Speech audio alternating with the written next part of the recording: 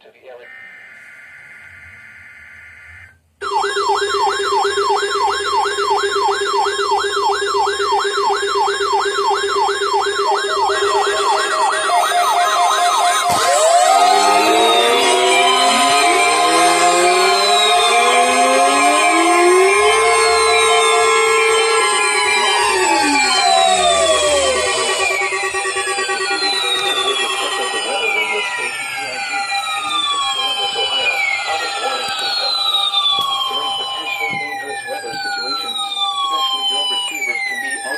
Activated by the signal to warn of the impending hazard.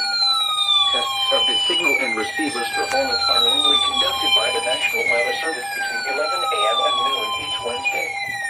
If there is a threat of severe weather, the test will be postponed to the next available good weather day.